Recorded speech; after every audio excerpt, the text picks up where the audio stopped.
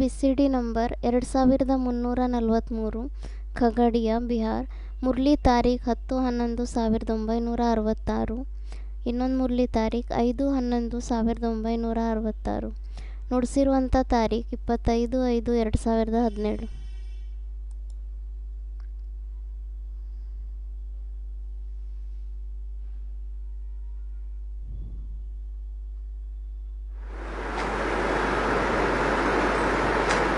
प्रातः क्लास चल रहा था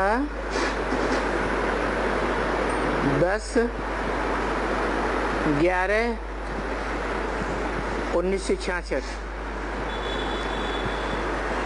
गुरुवार को 12वें पेज के मध्यांक में बात चल रही थी।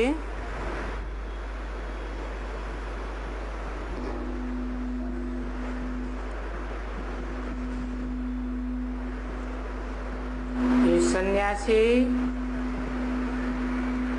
पवित्र तो बनते हैं, ಈ ಸನ್ಯಾಸಿಗಳು ಪವಿತ್ರರಂತೂ ಆಗ್ತಾರೆ,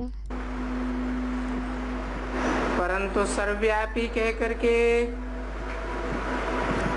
बाप से भी मुख करते हैं। ಆದರೆ ಸರ್ವವ್ಯಾಪಿ ಅಂತ ಹೇಳಿಬಿಟ್ಟು ತಂದೆಯಿಂದ ದೂರ ಮಾಡ್ತಾರೆ. अपन को भगवान कह करके ಸ್ವಯಂಗೆ ಭಗವಂತ ಅಂತ ಹೇಳಿಬಿಟ್ಟು ತಂದೆಯಿಂದ ದೂರ ಮಾಡ್ತಾರೆ. अभी तो ये समझने की बात है ना बच्ची, अपन को कोई भगवान कहे और कोई बैठा हुआ हो बोले, ಮತ್ತು ಇದಂತೂ ತಿಳ್ಕೊಳ್ಳೋಂಥ ಮಾತಾಗಿದೆ ಅಲ್ವಾ ಮಕ್ಕಳೇ. ಯಾರಾದರೂ ಸ್ವಯಂಗೆ ಭಗವಂತ ಅಂತ ಹೇಳ್ತಾರೆ ಮತ್ತು ಕುತ್ಕೊಂಡಿರ್ತಾರೆ. क्या ये हमारा अल्लाह है? ಏನು ಇವ್ರು ನಮಗೆ ಅಲ್ಲಾಹ ಆಗಿದಾರಾ? क्या ये हमारा खुदा है? ಏನು ಇವ್ರು ನಮಗೆ ಖುದಾ ಆಗಿದಾರಾ?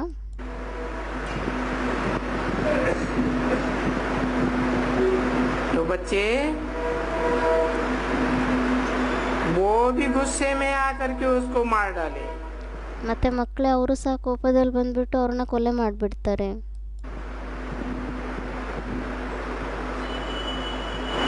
हम जिसको याद करते हैं उसको ये ऐसे कहते हैं।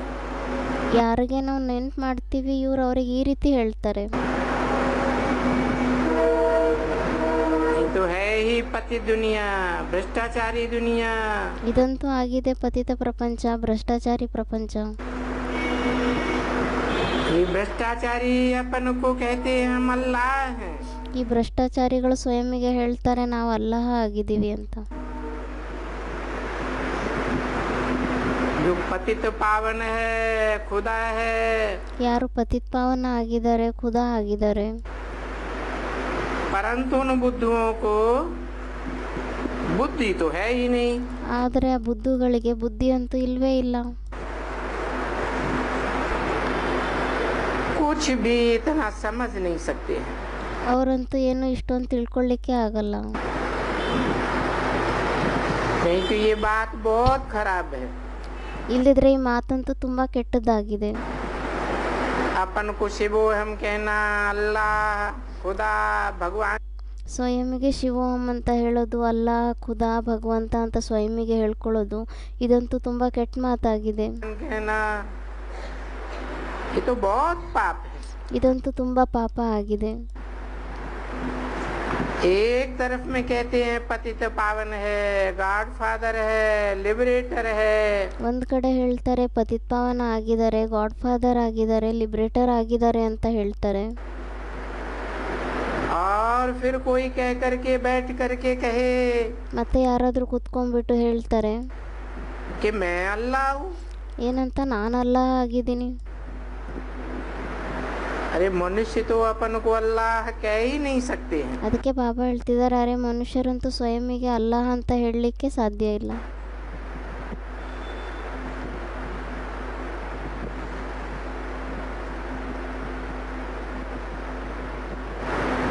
सभी सेंटर्स के रूहानी ब्रह्मा मुखवंशावली ब्राह्मण, ಎಲ್ಲ ಸೆಂಟರಿನ ರೂಹಾನಿ ಬ್ರಹ್ಮ ಮುಖವಂಶಾವಳಿ ಬ್ರಾಹ್ಮಣರು, सर्वोत्तम कुलभूषण सुदर्शन चक्रधारी, ಸರ್ವೋತ್ತಮ ಕುಲಭೂಷಣರು, ಸ್ವದರ್ಶನ ಚಕ್ರಧಾರಿಗಳು, मीठे मीठे सर्विसेबल वफादार फरमान ಮಧುರವಾಗಿರುವಂಥ ಸರ್ವಿಸೇಬಲ್ ಪ್ರಾಮಾಣಿಕತೆಯಿಂದ ನಡೆಯುವಂಥ ಮಕ್ಕಳು, बरदार बच्चों के प्रति ಆಜ್ಞಾ ಪಾಲನೆಯನ್ನು ಮಾಡುವಂಥ ಮಕ್ಕಳಿಗೋಸ್ಕರ माता पिता बाप दादा का गुरुवार के दिन याद प्यार ಮಾತ್ಪಿತಾ ಮತ್ತು ಬಾಬ್ದಾದರವ್ರದ್ದು ಗುರುವಾರದ ದಿನ ನೆನಪು ಮತ್ತು ಪ್ರೀತಿ.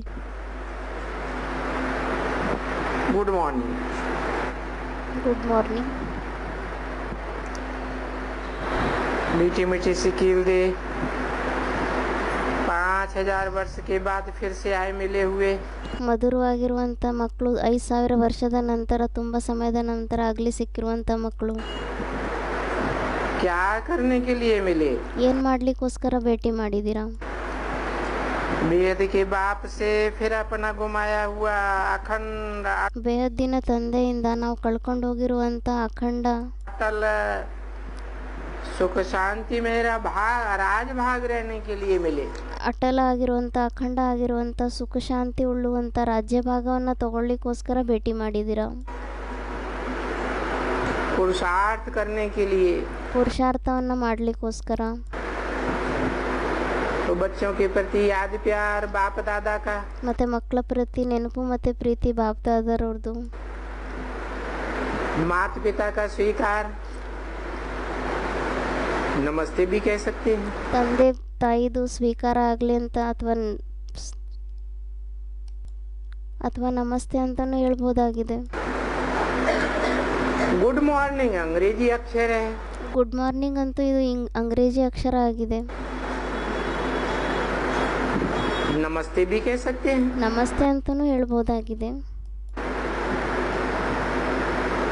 क्योंकि बाप को तो नमस्ते ही करना पड़े ಏಕೆಂದರೆ ತಂದೆಗಂತೂ ನಮಸ್ತೆನೇ ಮಾಡಬೇಕಾಗುತ್ತೆ.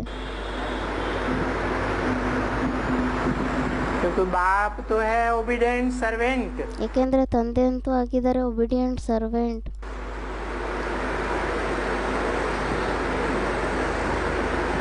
देखो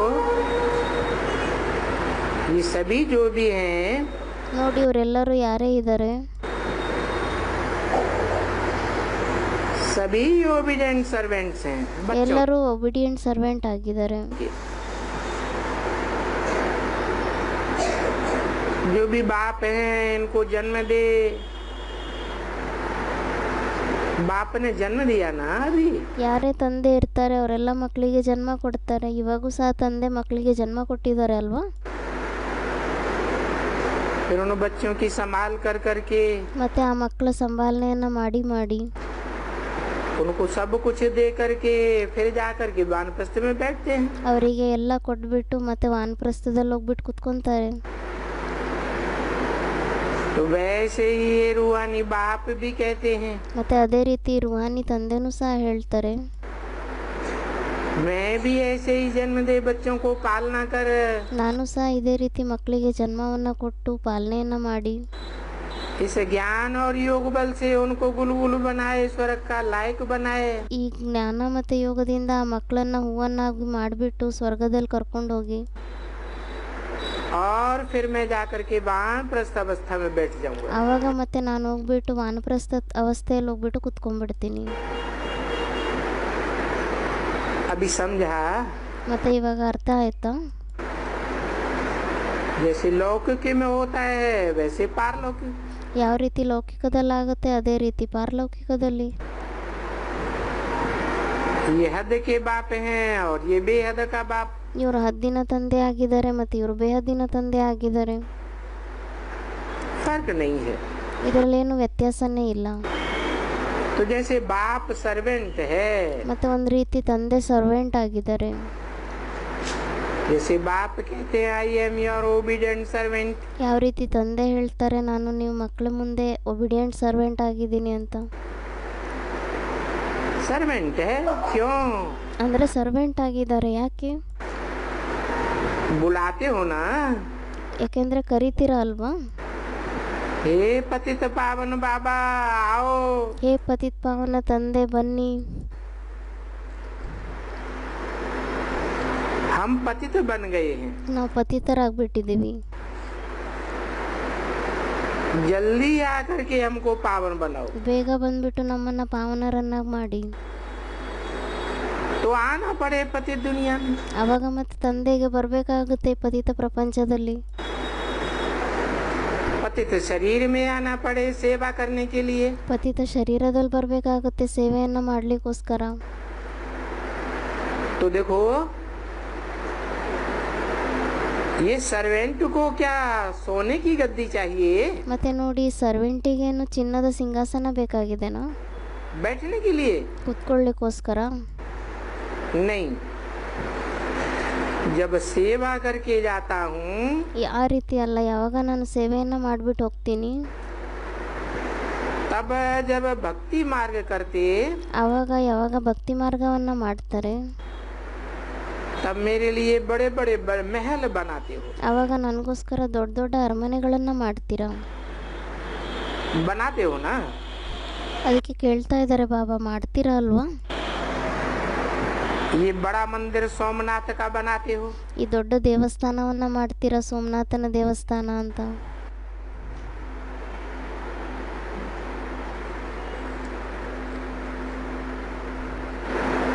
और वहाँ मुझे बैठाते हो? ಮತ್ತೆ ಅಲ್ಲಿ ನನ್ನನ್ನು ಕೂರಿಸ್ತೀರಾ.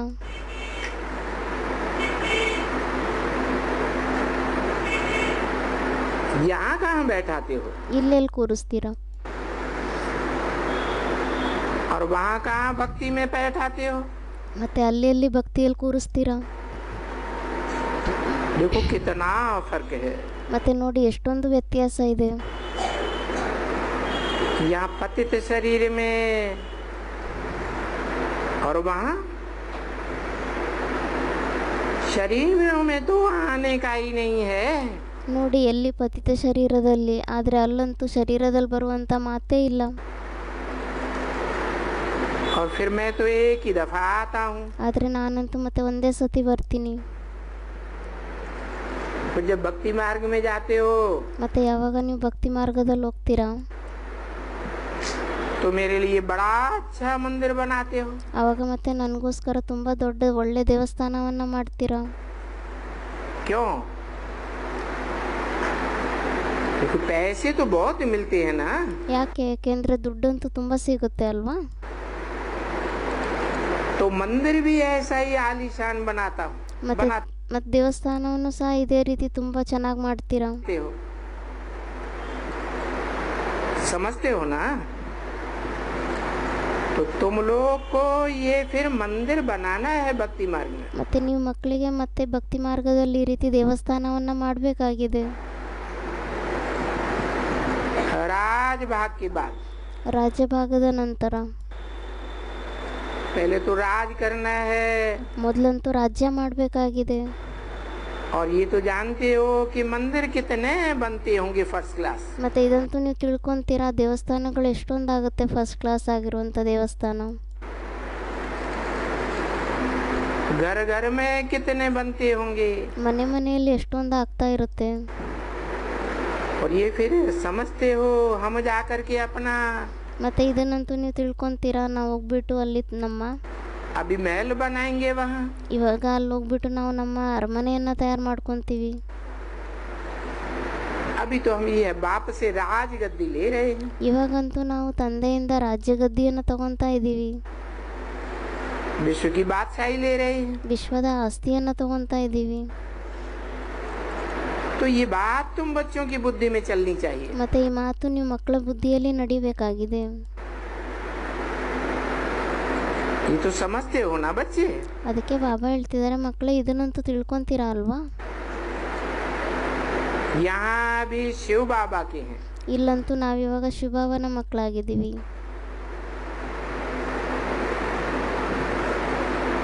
और अभी हम विश्व के महाराज कुमार बनेंगे। ಮತ್ತೆ ಇವಾಗ ನಾವು ವಿಶ್ವದ ಮಹಾರಾಜ್ ಕುಮಾರರಾಗ್ತೀವಿ.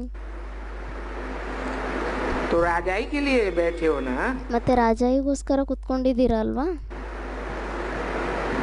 तो ये तो बुद्धि में चलना चाहिए स्टूडेंट को। ಮತ್ತೆ ಇದಂತೂ ಸ್ಟೂಡೆಂಟ್ಗಳಿಗೆ ಬುದ್ಧಿಯಲ್ಲಿ ನಡಿಬೇಕಾಗಿದೆ. हम अभी बाप से विश्व का महाराज कुमार बनेंगे। ಇವಾಗ ನಾವು ತಂದೆಯಿಂದ ವಿಶ್ವದ ಮಹಾರಾಜ್ ಕುಮಾರರಾಗ್ತೀವಿ, महाराज कुमारी बनेंगे। ಮಹಾರಾಜ್ ಕುಮಾರಿಯರಾಗ್ತೀವಿ. जितना हम पढ़ेंगे इतना ऊंचे पद पाएंगे। ನಾವೆಷ್ಟು ಓದ್ತೀವೋ ಅಷ್ಟೇ ಉನ್ನತವಾಗಿರುವಂಥ ಪದವಿಯನ್ನು ಪಡಿತೀವಿ. तो नशा चढ़ना चाहिए ना। ಮತ್ತೆ ಈ ನಶೆ ಇರಬೇಕಾಗಿದೆ ಅಲ್ವಾ? ये नशा भूल नहीं जाना चाहिए, ಈ ನಶೆಯನ್ನು ಮರಿಬಾರ್ದಾಗಿದೆ. चढ़ा ही रहना चाहिए। ಯಾವಾಗಲೂ ಮೇಲೇರಿ ಇರಬೇಕು ಈ ನಶೆ. पीछे तो भूल जाते हैं तो फिर चढ़ाना चाहिए। ಇವಾಗಂತೂ ಮತ್ತೆ ಮರ್ತೋಗ್ಬಿಡ್ತಾರೆ. ಮರ್ತೋಗಿದ್ರೆ ಮತ್ತೆ ಆ ನಶೆಯನ್ನು ಏರಿಸಬೇಕಾಗಿದೆ. कम से कम सुबह में बैठ करके ये नशा रोज चढ़ाना चाहिए। ಕಡಿಮೆಗಿಂತ ಕಡಿಮೆ ಪ್ರತಿದಿನ ಬೆಳಗ್ಗೆ ಕೂತ್ಕೊಂಡು ಈ ನಶೆಯನ್ನು ಮೇಲೇರಿಸಬೇಕಾಗಿದೆ. अभी तो बाबा आपसे हम विश्व का महाराज बन करके ही छोड़ेंगे। ಇವಾಗಂತೂ ಬಾಬಾ ನಾವು ನಿಮ್ಮಿಂದ ಈ ವಿಶ್ವದ ಮಹಾರಾಜರಾಗೇ ಬಿಡ್ತೀವಿ ಅಂತ आपको याद करते ನಿಮ್ಮನ್ನು ನಾವು ನೆನಪು ಮಾಡ್ತೀವಿ और आपकी सर्विस करते। ಮತ್ತೆ ನಿಮ್ಮ ಸರ್ವಿಸನ್ನು ಮಾಡ್ತೀವಿ.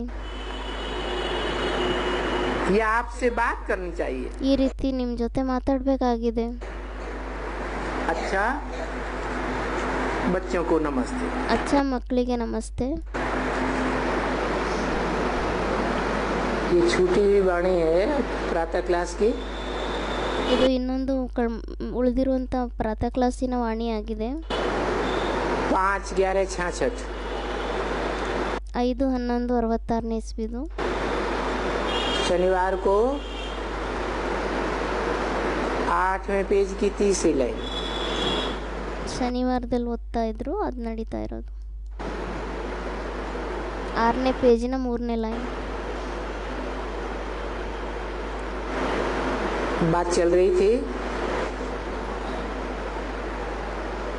तुम बच्चों की याद करते करते कर्मातीत अवस्था हो जाएगी। ಮಾತು ನಡೀತಾ ಇತ್ತು. ನಿಮ್ಮ ಮಕ್ಕಳದ್ದು ನಡೀತಾ ನಡೀತಾ ಕರ್ಮಾತೀತ ಅವಸ್ಥೆ ಆಗೋಗ್ಬಿಡುತ್ತೆ. और वर्षा मिल जाएगा। ಮತ್ತೆ ಆಸ್ತಿನೂ ಸಹ ಸಿಕ್ಬಿಡುತ್ತೆ. पीछे चलो जा करके थोड़ा ठहरना घर में। ಮುಂದೆ ನಡೀರಿ, ಹೋಗ್ಬಿಟ್ಟು ಮತ್ತೆ ಮನೇಲಿ ಸ್ವಲ್ಪ ಉಳ್ಕೊಳ್ಳಿ. जब यहाँ सब कुछ सुख शांति हो जाएगी, सब ये क्लियर हो जाएगा। ಯಾವಾಗ ಇಲ್ಲಿ ಎಲ್ಲ ಸುಖ ಶಾಂತಿ ಆಗೋಗ್ಬಿಡುತ್ತೆ, ಎಲ್ಲ ಕ್ಲಿಯರ್ ಆಗೋಗ್ಬಿಡುತ್ತೆ, तब आना। ಆವಾಗ ಬನ್ನಿ. क्या क्लियर हो जाएगा? ಅದಕ್ಕೆ ಬಾಬಾ ಕೇಳ್ತಾ ಇದ್ದಾರೆ, ಏನು ಕ್ಲಿಯರ್ ಆಗೋಗುತ್ತೆ? कर्मातीत अवस्था हो जाने के बाद आत्माओं के घर जाने के बाद ಕರ್ಮಾತೀತ ಅವಸ್ಥೆ ಆದ ನಂತರ, ಆತ್ಮಗಳು ಮನೆಗೆ ಹೋದ ನಂತರ यहाँ ही सृष्टि में क्या क्लियर हो जाएगा? ಮತ್ತೆ ಇಲ್ಲಿ ಸೃಷ್ಟಿಯಲ್ಲಿ ಏನು ಕ್ಲಿಯರ್ ಆಗೋಗುತ್ತೆ? क्योंकि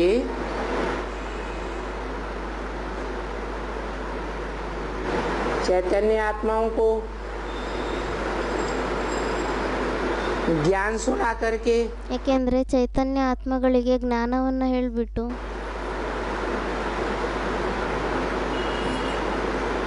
राजयोग की विधि बता करके, ರಾಜಯೋಗದ ವಿಧಿಯನ್ನು ಹೇಳಿಬಿಟ್ಟು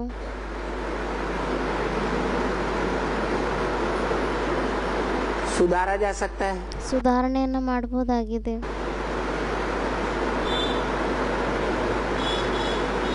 आत्माएं संपन्न बनती है। ಆತ್ಮಗಳು ಸಂಪನ್ನ ಆಗ್ತಾರೆ. नंबरवार ನಂಬರ್ ವಾರಾಗಿ ಆತ್ಮಗಳು ಸಂಪನ್ನರಾಗ್ತಾರೆ. आत्मिक स्थिति में स्थित होती है। ಆತ್ಮಿಕ ಸ್ಥಿತಿಯಲ್ಲಿ ಸ್ಥಿತರಾಗ್ತಾರೆ. कोई सजा खा के, कोई स्वेच्छा से, ಕೆಲವರು ಶಿಕ್ಷೆಯನ್ನು ಅನುಭವಿಸ್ಬಿಟ್ಟು, ಕೆಲವರು ಸ್ವ ಇಚ್ಛೆಯಿಂದ, कोई पुरुषार्थ करके, ಕೆಲವರು ಪುರುಷಾರ್ಥವನ್ನು ಮಾಡಿ, संपन्न बनने पर आत्माएं ಆ ಆತ್ಮಗಳು ಸಂಪನ್ನ ಆದಾಗ बाप के घर जाती है। ತಂದೆ ಮನೆಗೆ ಹೋಗ್ತಾರೆ.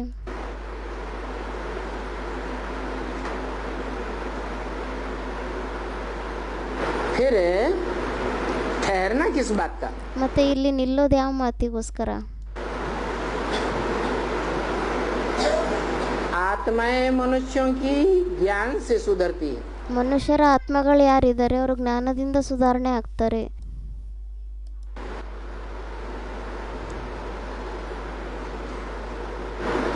बाकी इस सृष्टि में जो 5 तत्व रह जाएंगे, ಬಾಕಿ ಈ ಸೃಷ್ಟಿಯಲ್ಲಿ ಏನು 5 ತತ್ವಗಳು ಉಳ್ಕೊಂಡ್ಬಿಡುತ್ತೆ. विनाश काल में वो तो बड़े तामसी हो जाएंगे. ವಿನಾಶ ಕಾಲದಲ್ಲಿ ಅವರಂತೂ ತುಂಬ ತಾಮಸಿ ಆಗೋಗ್ತಾರೆ. उन तामसी तत्वों को ಮತ್ತೆ ಆ ತಾಮಸಿ ತತ್ವಗಳನ್ನು सतो प्रधान कैसे बनाया जाएगा? ಸತೋಪ್ರಧಾನ ಯಾವ ರೀತಿ ಮಾಡಬೇಕಾಗುತ್ತೆ?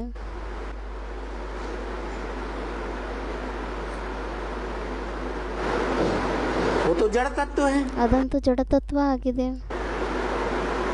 ज्ञान तो नहीं सुनेंगे. ಜ್ಞಾನವನ್ನಂತೂ ಕೇಳೋದೇ ಇಲ್ಲ.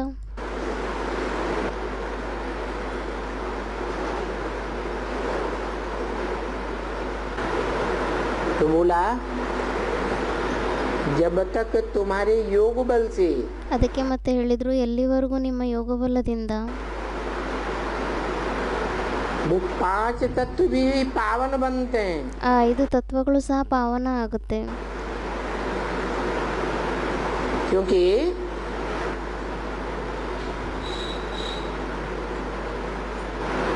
तुम ही पावन बनाने के निमित्त हो. ಯಾಕೆಂದ್ರೆ ನೀವೇ ಪಾವನರಾಗ್ಲಿಕ್ಕೋಸ್ಕರ ನಿಮಿತ್ತರಾಗಿದ್ದೀರಾ.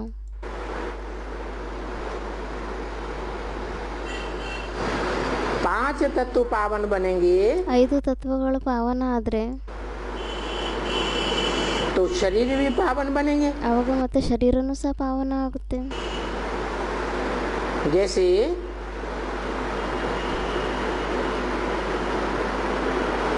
लौकिक दुनिया में होता है. ಯಾವ ರೀತಿ ಲೌಕಿಕ ಪ್ರಪಂಚದಲ್ಲಿ ಆಗುತ್ತೆ? माँ के गर्भ में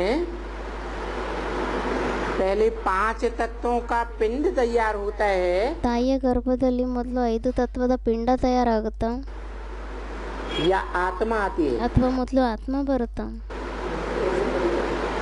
पिंड तैयार होता है. ಮೊದಲು ಆ ಪಿಂಡ ತಯಾರಾಗುತ್ತೆ. बाद में जब पिंड परिपूर्ण हो जाता है ಆಮೇಲೆ ಮತ್ತೆ ಯಾವಾಗ ಆ ಪಿಂಡ ಪರಿಪೂರ್ಣ ಆಗೋಗುತ್ತೆ तब उसमें आत्मा प्रवेश करती है. ಆವಾಗ ಅದರಲ್ಲಿ ಆತ್ಮ ಪ್ರವೇಶ ಮಾಡುತ್ತೆ. ऐसे ही ये 5 तत्व सात्विक स्टेज में स्थित हो जाएं. ಅದೇ ರೀತಿ 5 ತತ್ವಗಳು ಸಹ ಸಾತ್ವಿಕ ಸ್ಟೇಜ್ನಲ್ಲಿ ಯಾವಾಗ ಸ್ಥಿತ ಆಗೋಗುತ್ತೆ? तुम्हारे योग बल से. ನಿಮ್ಮ ಯೋಗ ಬಲದಿಂದ.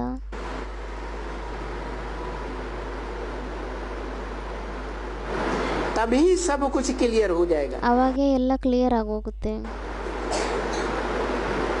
तब तो माना. ಆವಾಗ ಮತ್ತೆ ನೀವು ಬನ್ನಿ. किसमें आना? तुम्हारे जो शरीर ಯಾರಲ್ಲಿ ಬರಬೇಕಾಗಿದೆ?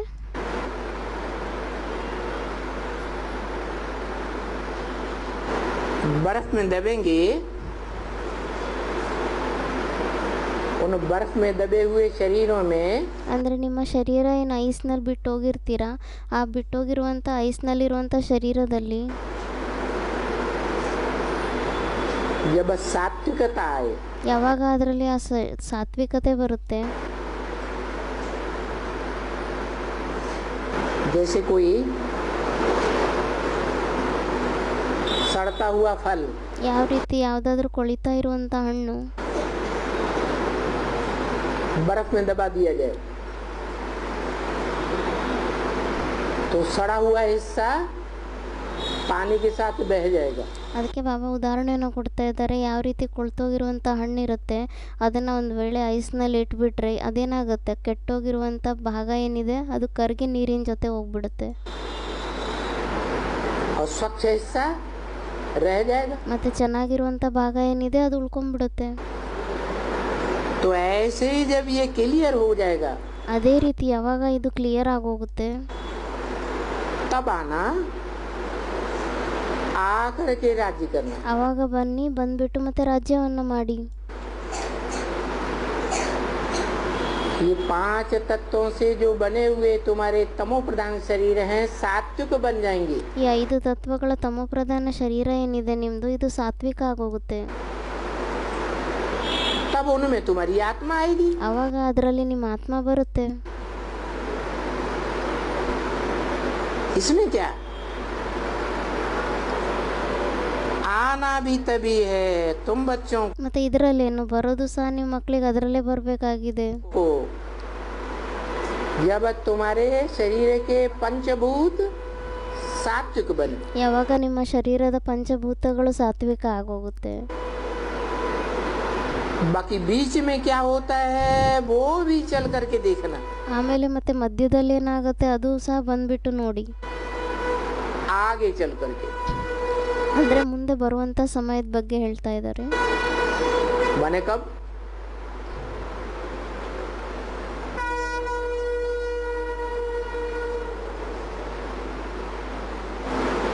संगम युग के तो 100 साल बताए थे। ಅಂದ್ರೆ ಅದು ಯಾವಾಗ ಬಂದು ನೋಡೋ ಮಾತು ಹೇಳ್ತಾ ಇರೋದು ಅಂದ್ರೆ ಸಂಗಮ ಯುಗ ಅಂತೂ 100 ವರ್ಷ ಅಂತ ಹೇಳಿದ್ರು. 2036 तक पूरे होते हैं। 2036 ಅದು ಪೂರ್ತಿ ಆಗುತ್ತೆ. इन 100 सालों में ಮತ್ತೆ ಈ 100 ವರ್ಷಗಳಲ್ಲಿ जो पुरुषों में उत्तम बनने वाली आत्माएं हैं ಯಾರು ಪುರುಷರಲ್ಲಿ ಉತ್ತಮ ಆಗುವಂತ ಆತ್ಮಗಳಾಗಿದ್ದಾರೆ वो ज्यादा से ज्यादा कितनी है? ಅವರು ಹೆಚ್ಚಿಗಿಂತ ಹೆಚ್ಚು ಎಷ್ಟು ಜನ ಆಗಿದ್ದಾರೆ?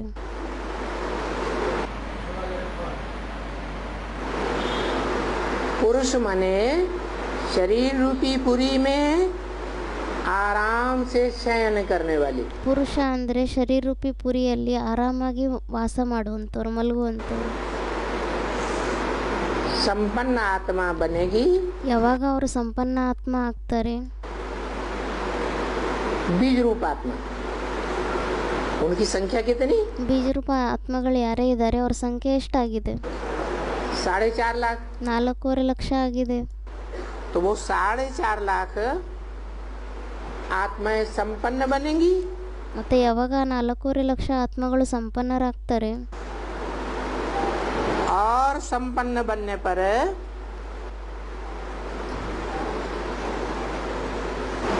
उनका उद्धार होगा।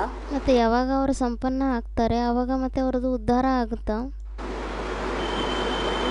उत्तम माने ऊपर, हर माने हरण करके। ಉದ್ಧಾರ ಅಂದ್ರೆ ಏನು? ಉದ್ದ ಅಂದ್ರೆ ಮೇಲೆ, ಹರ ಅಂದ್ರೆ ಹರಣೆ ಮಾಡ್ಕೊಂಡು ಹೋಗೋದು. ऊंची स्टेज में जाएंगी ಅಂದ್ರೆ ಉನ್ನತವಾಗಿರುವಂತ ಸ್ಟೇಜ್ ನಲ್ಲಿ ಹೋಗ್ತಾರೆ.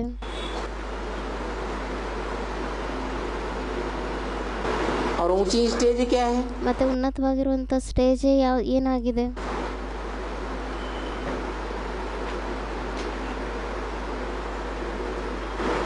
ऊंचे थे ऊंचा कौन है? ಶ್ರೇಷ್ಠಕ್ಕಿಂತ ಶ್ರೇಷ್ಠ ಯಾರಾಗಿದ್ದಾರೆ? ऊंचे और नीचे कहाँ होता है? ಈ ಶ್ರೇಷ್ಠ ಮತ್ತೆ ನಿಕೃಷ್ಟ ಅನ್ನೋದೇನಿದೆ ಇದು ಎಲ್ಲ ಆಗುತ್ತೆ? तो साकार सृष्टि के लिए बोला ಮತ್ತೆ ಈ ಸಾಕಾರ ಸೃಷ್ಟಿಗೋಸ್ಕರ ಹೇಳಿದ್ದಾರೆ कि तुम बच्चे परम धाम को इस सृष्टि पर उतार लेंगे। ಅಂದ್ರೆ ನೀವು ಮಕ್ಕಳು ಪರಮಧಾಮವನ್ನ ಈ ಸೃಷ್ಟಿಯಲ್ಲಿ ಇಳಿಸ್ಕೊಂಡ್ಬಿಡ್ತೀರಾ ಅಂತ ಹೇಳಿದ್ದಾರೆ. तो सृष्टि पर परम धाम को उतारने वाले बच्चे नंबरवार होंगे। ಮತ್ತೆ ಈ ಸೃಷ್ಟಿಯಲ್ಲಿ ಪರಮಧಾಮವನ್ನ ಕೆಳಗಡೆ ಇಳಿಸುವಂತ ಮಕ್ಕಳು ಯಾರಿರ್ತಾರೆ ಅವ್ರು ಮತ್ತೆ ನಂಬರ್ ವಾರ್ ಆಗಿರ್ತಾರ या एक जैसे होंगे? ಅಥವಾ ಎಲ್ಲರೂ ಒಂದೇ ತರ ಆಗಿರ್ತಾರ?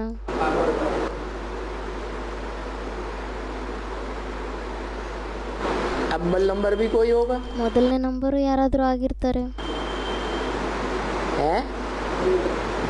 तो कहाँ उतारेगा? ಅದಕ್ಕೆ ಬಾಬಾ ಹೇಳ್ತಿದ್ದಾರೆ ಮತ್ತೆ ಎಲ್ಲಿ ಇಳಿಸುವಂತ ಮಾತಾಗಿದೆ. परम धाम को जो परे के परे धाम है ಪರಮಧಾಮ ಏನು ಪರೆಗಿಂತ ಪರೆ ಆಗಿರುವಂತ ಧಾಮ ಆಗಿದೆ. कहाँ उतारेगा? ಮತ್ತೆ ಎಲ್ಲಿ ಇಳಿಸ್ತೀರಾ? माउंट आबू में। ಮೌಂಟ್ ಆಬೂನಲ್ಲಿ ಇಳಿಸ್ತೀರಾ?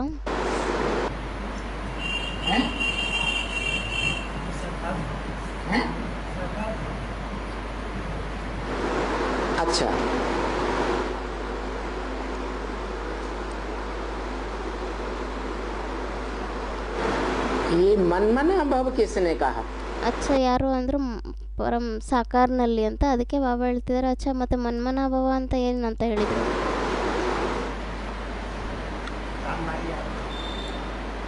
ಯಾರು ಹೇಳಿದ್ದು ಈ ಮನ್ಮನಾಭವ ಅನ್ನೋ ಮಾತನ್ನು? क्यों?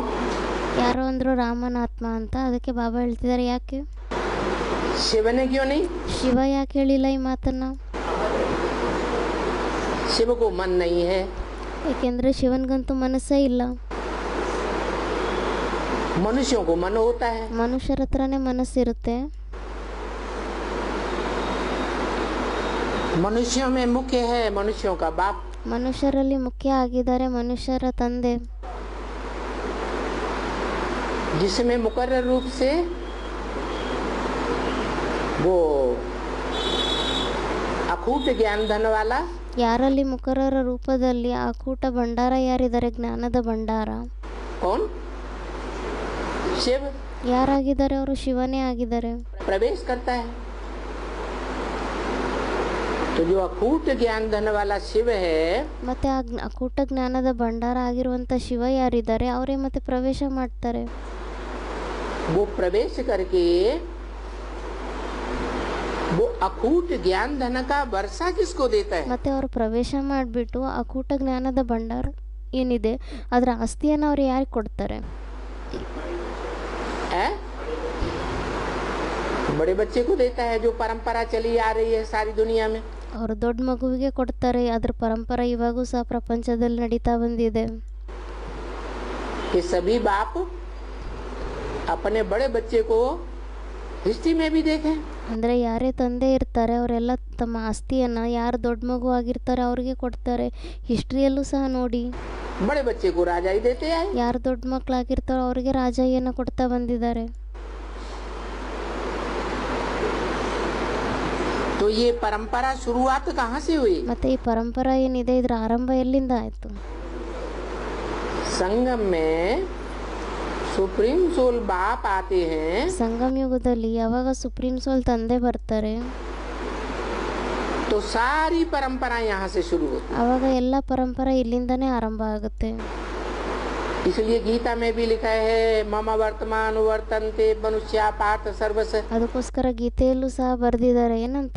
ಮಮ ವರ್ತಮಾನ ವರ್ತಂತೆ ಮನುಷ್ಯ ಪಾರ್ಥ ಸರ್ವಶ. जो भी संसार में मनुष्य हैं वो मेरे रास्ते का अनुगमन करते हैं. ಅಂದರೆ ಪ್ರಪಂಚದಲ್ಲಿ ಯಾರೇ ಮನುಷ್ಯರಿದ್ದಾರೆ ಅವರೆಲ್ಲ ನನ್ನ ದಾರಿಯನ್ನೇ ಅನುಸರಣೆ ಮಾಡ್ತಾರೆ. तो मैंने ये रास्ता बनाया. ಮತ್ತೆ ನಾನೇ ಈ ದಾರಿಯನ್ನು ಮಾಡಿದ್ದೀನಿ. क्या?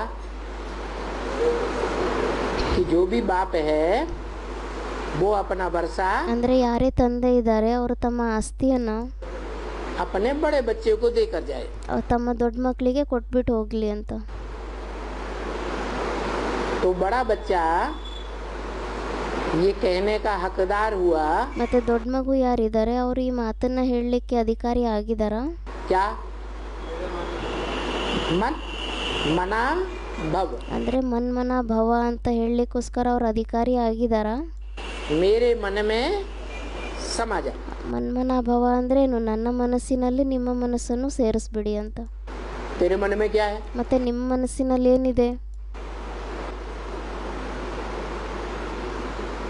क्या है? ಕೇಳ್ತಾ ಇದ್ದಾರೆ ಬಾಬಾ. ಮತ್ತೆ ನಿಮ್ಮ ಮನಸ್ಸಿನಲ್ಲಿ ಏನಿದೆ? है नई दुनिया की स्थापना है. पहले ಹೊಸ ಪ್ರಪಂಚದ ಸ್ಥಾಪನೆ ಇದೆ ಅಂದರು ಯಾರೋ. ಅದಕ್ಕೆ ಬಾಬಾ ಹೇಳ್ತಿದ್ದಾರೆ ಅಚ್ಚ ಮೊದಲು ಹೊಸ ಪ್ರಪಂಚದ ಸ್ಥಾಪನೆ ಇದೆನಾ? अरे नई दुनिया की स्थापना भी तो तब होगी और वो ही कर सकेगा. ಅದಕ್ಕೆ ಬಾಬಾ ಹೇಳ್ತಿದ್ದಾರೆ ಅರೆ ಹೊಸ ಪ್ರಪಂಚದ ಸ್ಥಾಪನೆನೂ ಅವಾಗೇ ಆಗುತ್ತೆ ಮತ್ತೆ ಅದನ್ನು ಅವರೇ ಮಾಡ್ಬೋದಾಗಿದೆ. जो स्वस्थिति में सदैव टिका हुआ हो. ಯಾರು ಯಾವಾಗಲೂ ಸ್ವಸ್ಥಿತಿಯಲ್ಲಿ ಸ್ಥಿತ ಆಗಿರುವಂಥವ್ರಾಗಿರ್ತಾರೆ. क्या? और स्वस्थिति में टिकाने का रास्ता वो ही बता सकता है. ಮತ್ತೆ ಸ್ವಸ್ಥಿತಿಯಲ್ಲಿ ಸ್ಥಿತರಾಗುವಂಥ ದಾರಿಯನ್ನು ಅವರೇ ಹೇಳ್ಬೋದಾಗಿದೆ. जो स्वयं स्वस्थिति में टिका हुआ हो. ಯಾರು ಸ್ವಯಂ ಸ್ವಸ್ಥಿತಿಯಲ್ಲಿ ಸ್ಥಿತ ಆಗಿರುವಂಥವ್ರಾಗಿರ್ತಾರೆ. तो रास्ता बताने वाला कौन? ಮತ್ತೆ ಈ ದಾರಿಯನ್ನು ಹೇಳುವಂಥವ್ರು ಯಾರಾಗಿದ್ದಾರೆ? रास्ता बताने वाली आत्मा कौन? ಈ ದಾರಿಯನ್ನು ಹೇಳುವಂಥ ಆತ್ಮ ಯಾರಾಗಿದ್ದಾರೆ? है? राम वाली आत्मा खुद ही पतित है। ಯಾರು ಅಂದರು ರಾಮನ ಆತ್ಮ ಅಂತ. ಅದಕ್ಕೆ ಬಾಬಾ ಹೇಳ್ತಿದ್ದಾರೆ, ಅಲ್ಲ, ರಾಮನ ಆತ್ಮ ಅಂತೂ ಸ್ವಯಂೇ ಪತಿತ ಆಗಿದ್ದಾರೆ, तमो प्रधान है ಅವರು ಸ್ವಯಂೇ ತಮೋ ಪ್ರಧಾನ ಆಗಿದ್ದಾರೆ. शिव बाप, बाबा नहीं। ಶಿವ ತಂದೆ ಆಗಿದ್ದಾರೆ, ಶಿವ ಬಾಬಾನೂ ಅಲ್ಲ. वो शिव जो है वो आत्माओं का बाप है। ಶಿವ ಯಾರಿದ್ದಾರೆ, ಅವರು ಆತ್ಮಗಳ ತಂದೆ ಆಗಿದ್ದಾರೆ. बाबा ग्रैंड फादर को कहा जाता है। ಬಾಬಾ ಅಂತ ಹೇಳ್ಬಿಟ್ಟು ಗ್ರ್ಯಾಂಡ್ ಫಾದರಿಗೆ ಹೇಳಲಾಗುತ್ತೆ. ये ग्रैंड फादर आदि संबंध जो है ಈ ಗ್ರ್ಯಾಂಡ್ ಫಾದರ್ ಇತ್ಯಾದಿ ಸಂಬಂಧಗಳೆಲ್ಲ ಏನೇ ಇದೆ, वो इस सृष्टि पर जब वो आता है, ಮತ್ತೆ ಅವ್ರು ಯಾವಾಗ ಈ ಸೃಷ್ಟಿಯಲ್ಲಿ ಬರ್ತಾರೆ, रथ में प्रवेश करता है, तब अनेक संबंध बनते हैं। ಯಾವಾಗ ಅವ್ರು ಈ ಸೃಷ್ಟಿಯಲ್ಲಿ ಬಂದ್ಬಿಟ್ಟು ಮುಖರ ರಥದಲ್ಲಿ ಪ್ರವೇಶ ಮಾಡಿಬಿಟ್ಟು ಬರ್ತಾರೆ, ಅವಾಗ ಅವ್ರ ಮುಖಾಂತರ ಅನೇಕ ಸಂಬಂಧಗಳಾಗುತ್ತೆ. तो उसे शिव बाबा नहीं कहेंगे, ಮತ್ತೆ ಅವರಿಗೆ ಶಿವಬಾಬಾ ಅಂತ ಹೇಳೋದಿಲ್ಲ. आत्माओं के बाप को ಆ ಆತ್ಮಗಳ ತಂದೆ ಯಾರಿದ್ದಾರೆ ಅವರಿಗೆ ಶಿವಬಾಬಾ ಅಂತ ಹೇಳಲ್ಲ. क्या कहेंगे? शिव बाप। ಏನಂತ ಹೇಳಲಾಗುತ್ತೆ? ಶಿವ ತಂದೆ ಅಂತ ಹೇಳಲಾಗುತ್ತೆ. आत्मा आत्मा सब आपस में भाई भाई। ಆತ್ಮ ಎಲ್ಲರೂ ಪರಸ್ಪರದಲ್ಲಿ ಸಹೋದರರಾಗಿದ್ದಾರೆ. उनमें बड़ा भाई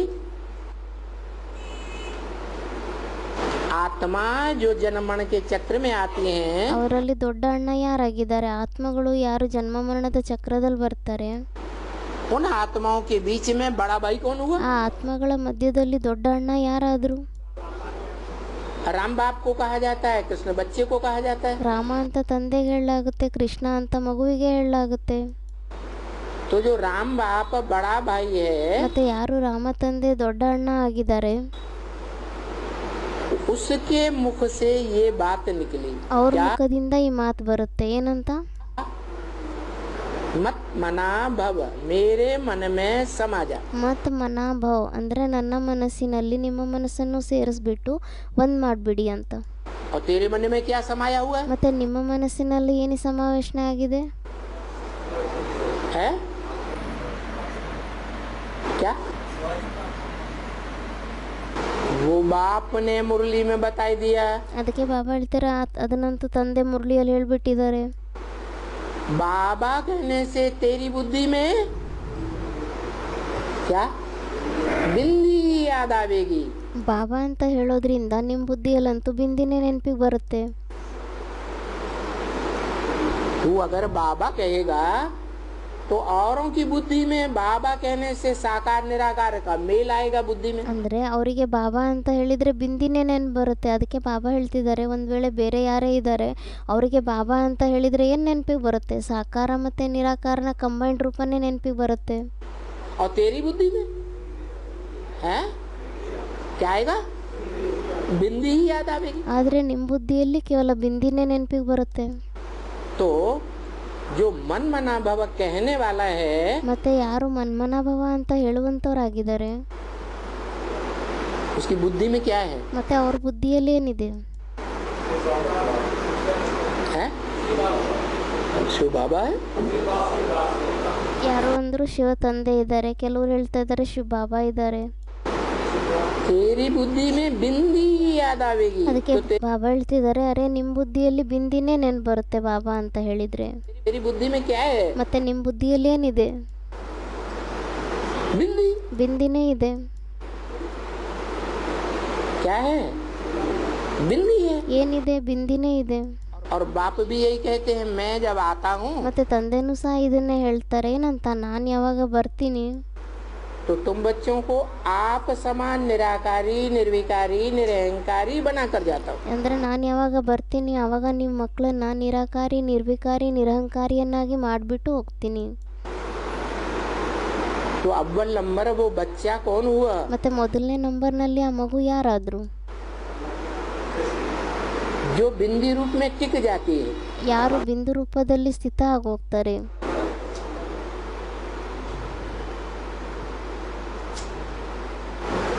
बताया तुम्हारी यादगार बनती है। ಅದಕ್ಕೆ ಮತ್ತೆ ಹೇಳಿದ್ರು ನಿಮ್ದಂತೂ ನೆನಪಾರ್ಥ ಆಗುತ್ತೆ. द्वापर युग से भक्ति मार्ग में ದ್ವಾಪರ ಯುಗದಿಂದ ಭಕ್ತಿ ಮಾರ್ಗದಲ್ಲಿ ನಿಮ್ದು ನೆನಪಾರ್ಥ ನಡೀತಾ ಬರುತ್ತೆ. क्या यादगार बनती है? पहले पहले ಮೊಟ್ಟ ಮೊದಲು ಏನು ನೆನಪಾರ್ಥ ಆಗಿರುತ್ತೆ? शिवलिंग, जो शिवलिंग है ಯಾರು ಅಂದರೆ ಶಿವಲಿಂಗ. ಶಿವಲಿಂಗ ಏನಿದೆ वो तुम्हारी यादगार क्यों कहा? ಆ ಶಿವಲಿಂಗ ಏನಿದೆ ಅದು ನಿಮ್ಮ ನೆನಪಾರ್ಥ ಅಂತ ಯಾಕೆ ಹೇಳಿದರು? शिव की यादगार नहीं है? ಅದು ಶಿವನ ನೆನಪಾರ್ಥ ಆಗಿಲ್ವಾ? नहीं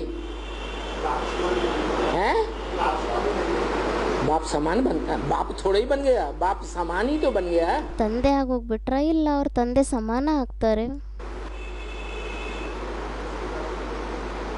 शिव बाबा कहा, शिवलिंग को भी क्या कहते हैं भक्ति मार्ग में? शिव बाबा। ಶಿವಬಾಬಾ ಅಂತ ಹೇಳ್ತಾರೆ. ಅಂದರೆ ಶಿವಲಿಂಗ ಏನಿದೆ ಅದಕ್ಕೂ ಸಹ ಭಕ್ತಿ ಮಾರ್ಗದಲ್ಲೇನಂತ ಹೇಳ್ತಾರೆ, ಶಿವಬಾಬಾ ಅಂತಾನೆ ಹೇಳ್ತಾರೆ. इसका मतलब है उसमें साकार का रूप भी है ಇದರ ಅರ್ಥ ಆಗಿದೆ ಅವರಲ್ಲಿ ಸಾಕಾರ ರೂಪನೂ ಸಹ ಇದೆ और निराकार का रूप भी है। ಮತ್ತೆ ನಿರಾಕಾರನ ರೂಪನೂ ಸಹ ಇದೆ. उसका जो सात्विक स्टेज का यादगार है ಅವ್ರದ್ದೇನು ಸಾತ್ವಿಕ ಸ್ಟೇಜಿನ ನೆನಪಾರ್ಥ ಇದೆ वो द्वापर के आदि का सोमनाथ मंदिर है। ಅದು ದ್ವಾಪರದ ಆದಿಯಲ್ಲಿರುವಂಥ ಸೋಮನಾಥನ ದೇವಸ್ಥಾನ ಆಗಿದೆ.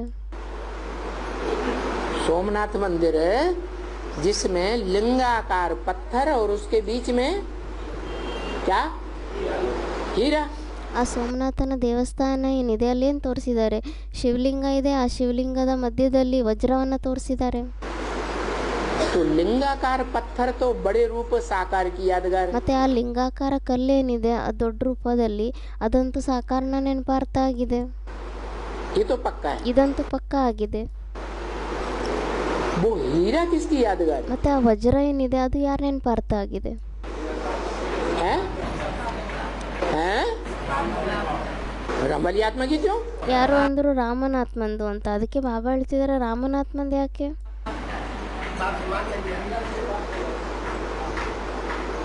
हाँ, हीरा जब कहा जाता है तो हीरो पार्टधारी बुद्धि में आता है। ಹೀರಾ ಅಂತ ವಜ್ರ ಅಂತ ಯಾವಾಗ ಹೇಳಲಾಗುತ್ತೆ ಅವಾಗ ಹೀರೋ ಪಾಠಧಾರಿ ಯಾರಿದ್ದಾರೆ ಅವರೇ ಬುದ್ಧಿಯಲ್ಲಿ ಬರ್ತಾರೆ. और हीरो पार्टधारी जो है वो मनुष्य शक्ति में ಮತ್ತೆ ಆ ಹೀರೋ ಪಾತ್ರಧಾರಿ ಯಾರಿದ್ದಾರೆ ಅವರು ಈ ಮನುಷ್ಯ ಸೃಷ್ಟಿಯಲ್ಲಿ मनुष्यों के बीच कोई आत्मा है जो हीरो पार्टधारी का पार्ट बजाती है। ಅಂದರೆ ಮನುಷ್ಯ ಸೃಷ್ಟಿಯಲ್ಲಿ ಆತ್ಮಗಳ ಮಧ್ಯದಲ್ಲಿ ಈ ಥರ ಯಾವುದೋ ಒಬ್ಬ ಆತ್ಮ ಇದ್ದಾರೆ, ಅವರು ಎಲ್ಲ ಆತ್ಮಗಳ ಮಧ್ಯದಲ್ಲಿ ಹೀರೋ ಪಾತ್ರವನ್ನು ಮಾಡ್ತಾರೆ. जो हीरो पार्टधारी का पार्ट बजाने वाली आत्मा है ಮತ್ತೆ ಯಾರು ಆ ಹೀರೋ ಪಾತ್ರಧಾರಿಯ ಪಾತ್ರವನ್ನು ಮಾಡುವಂಥವ್ರಾಗಿದ್ದಾರೆ वही आत्मा हीरा बनती। ಅದೇ ಆತ್ಮ ವಜ್ರ ಆಗುತ್ತೆ.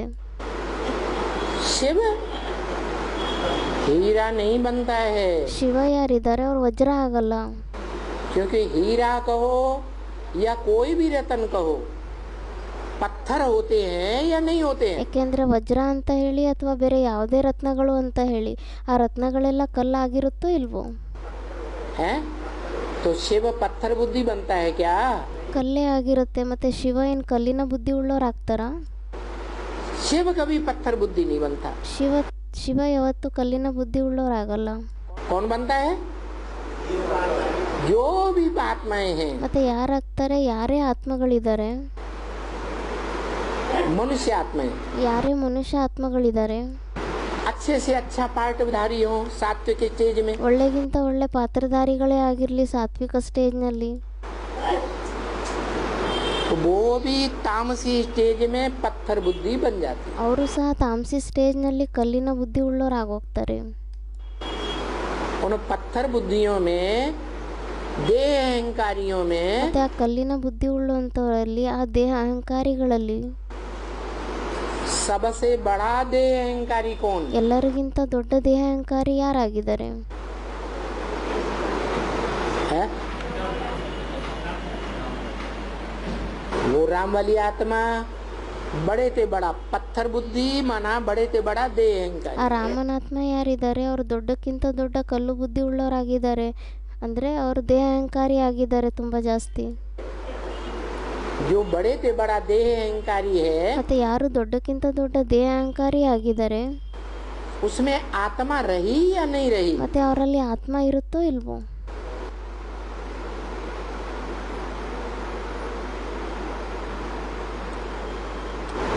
है आत्मा है?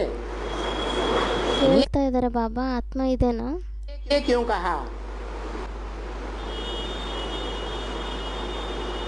अगर शिव नहीं है तो क्या है? हैं? शव है. ಈ ಥರ ಯಾಕೆ ಹೇಳಿದರು? ಮತ್ತೆ ಶಿವ ಇಲ್ಲ ಅಂದರೆ ಏನಾಗಿದ್ದಾರೆ? ಶವ ಆಗಿದ್ದಾರೆ, ಹೆಣ ಆಗಿದ್ದಾರೆ ಅಂತ.